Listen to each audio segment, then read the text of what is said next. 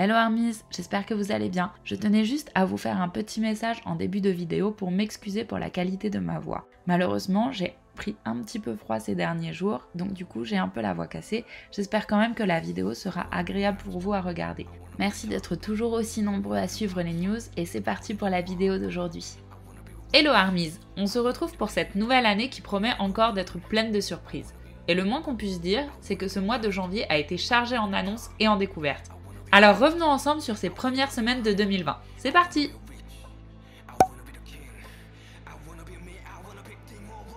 Commençons donc ces news par la 34e édition des Golden Disc Awards qui s'est tenue les 4 et 5 janvier dernier à Séoul.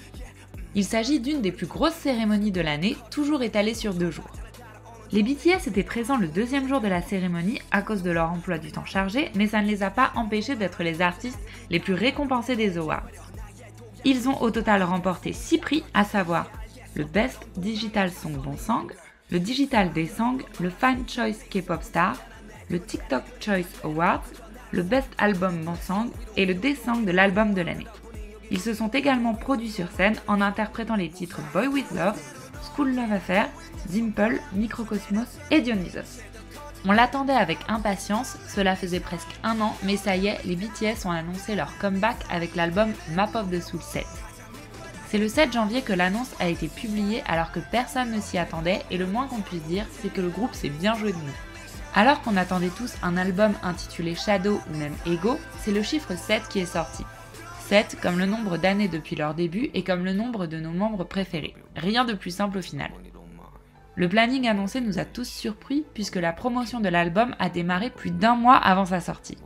Avec le projet Connect BTS dans un premier temps, le titre Shadow interprété par Suga, l'annonce de la tournée Map of the Soul, le premier single Black Swan, on ne sait plus où donner de la tête. Mais une chose est sûre, alors qu'il n'est pas encore sorti, cet album compte déjà comme l'un des plus incroyables de ce siècle à en croire les médias. Les chiffres de précommande atteignent des sommets sans précédent, sans parler de la couverture médiatique qu'il génère. Et ce n'est pas près de s'arrêter avec la sortie de Ego, le second comeback trailer. Alors Armies, êtes-vous prêts pour la phase 2 du comeback de Map of the Soul 7 qui débute dans quelques heures? Le groupe s'est ensuite envolé pour Los Angeles afin de participer à différents événements la semaine du 26 janvier. Pendant plusieurs jours, le doute a plané quant à leur présence aux Grammys de cette année. Mais celle-ci a bien été confirmée 2 jours avant le jour J, annonçant même que BTS performerait sur la scène mythique aux côtés d'autres artistes pour une reprise de Old Town Road. Pour rappel, RM avait collaboré avec Lil Nas cet été pour un remix du titre appelé Soul Town Road. Le groupe est une nouvelle fois entré dans l'histoire, devenant ainsi les premiers artistes coréens à se produire sur la scène des Grammys. Qui sait, peut-être les retrouverons-nous l'année prochaine en tant que nominés. Le lendemain des Grammys, les BTS se sont rendus dans les studios de iHeartRadio pour une soirée live très attendue par les ARMYs.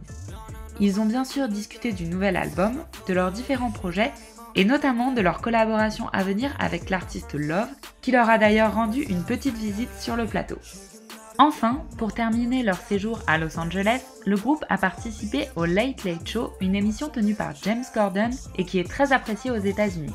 Leur participation était plus qu'attendue puisque quelques semaines auparavant, BTS avait annoncé qu'ils performeraient pour la toute première fois leur nouveau titre Black Swan. Autant vous dire que nous étions tous plus qu'impatients de voir la chanson en live. Le show s'est découpé en 3 parties que l'on peut retrouver sur la chaîne YouTube du Late Late Show. Premièrement, les garçons ont répondu à quelques questions posées par Corden sur leur projet à venir, leur tournée qui va débuter en avril prochain et la sortie de Map of the Soul 7 dans quelques jours maintenant. Puis est venu le moment que nous attendions tous, la performance de Black Swan. Et comme toujours, les BTS ont surpassé nos attentes. La chorégraphie contemporaine était absolument magnifique, leur synchronisation toujours parfaite, sans parler de leur interprétation. La vidéo de la performance s'est d'ailleurs très rapidement classée en tendance sur YouTube dans plus de 34 pays et n'a cessé de faire parler d'elle dans les médias. Et pour conclure cette soirée en beauté, BTS, James Corden et Ashton Kutcher, qui était lui aussi invité, ont joué à un cache-cache géant dans les studios de l'émission. Cela a donné lieu à des scènes particulièrement drôles. Pour ceux qui ne l'ont pas vu, je ne vous spoilerai rien, mais je vous conseille d'aller voir la vidéo. Voyons maintenant ce que ce mois de janvier a donné au niveau des tendances. Commençons par YouTube. Le MV de DMA vient officiellement de dépasser les 900 millions de vues sur YouTube. On se rapproche doucement mais sûrement de l'objectif des 1 milliard. Le MV de Idol, quant à lui, vient de dépasser les 600 millions de vues. Il s'agit de leur 6e MV à atteindre ce palier. Quant à la catégorie Spotify, Answer Love Myself a dépassé les 50 millions de streams. My Job, lui, a atteint les 100 millions. Idol a dépassé les 140 millions, c'est donc leur 10e chanson à atteindre ce palier. J-Hope est quant à lui devenu le premier artiste solo coréen à atteindre plus de 2,5 millions d'abonnés sur Spotify. Light vient de dépasser les 40 millions, tandis que Love Yourself Answer a dépassé les 2,5 milliards de streams. Just Dance et War of Hormones ont quant à eux atteint respectivement les 40 et 50 millions de streams. L'album The Most Beautiful Moment in Life, Young Forever, a dépassé les 1,2 milliard de streams et Fake Love a dépassé les 300 millions. Save Me a dépassé les 130 millions et enfin Ant Man a dépassé les 110 millions de streams. Tournons-nous maintenant vers une des collaborations qui a marqué ce début du mois. La sortie du titre Winter Flower de Yuna en featuring avec RM. Le 6 janvier, Yuna a sorti son mini-album intitulé Unstable Mindset, qui contient 5 chansons allant de la ballade comme le titre See You à des propositions plus pop-punk comme 26. Mais c'est bien la chanson Winter Flower en collaboration avec RM qui était le plus attendu. RM apparaît dans les crédits du titre en tant que co-auteur-compositeur, ce qui rajoute encore une composition de plus à son palmarès. Winter Flower s'est très rapidement retrouvé en tête des charts et est déjà considéré comme l'une des collaborations les plus fructueuses de l'année. Alors Armies, si vous ne l'avez pas encore écouté, retrouvez le lien dans la description. Vous avez sans aucun doute vu les images défiler sur les réseaux, la marque Starbucks s'est associée à BTS dans le cadre d'une nouvelle campagne éphémère intitulée Be the Brightest Star visant à soutenir les jeunes défavorisés en Corée du Sud.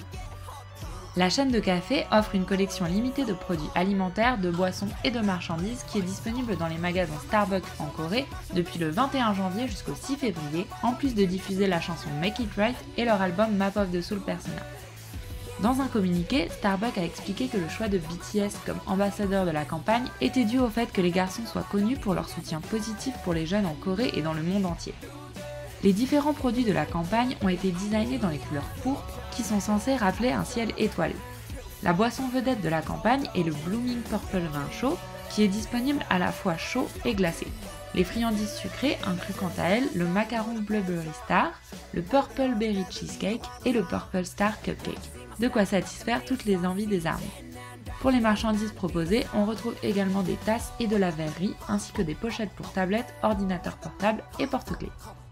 Sachez qu'une partie des ventes est reversée pour le projet Opportunity Youth Independence de la Beautiful Foundation, un organisme à but non lucratif. Alors pour les armies qui en ont l'occasion, n'hésitez pas à aller faire un tour dans un des Starbucks coréens. Et c'est sur cette note que s'achève cette vidéo du mois de janvier. Nous espérons qu'elle vous aura été utile pour revenir sur toute l'actualité chargée de BTS. N'hésitez pas à nous laisser vos impressions en commentaire. En attendant de se retrouver le mois prochain, préparons-nous pour la sortie de Map of the Soul 7 qui arrive bientôt, mais surtout donnons tout pour la sortie de Ego dans quelques heures à peine. A très vite Armies.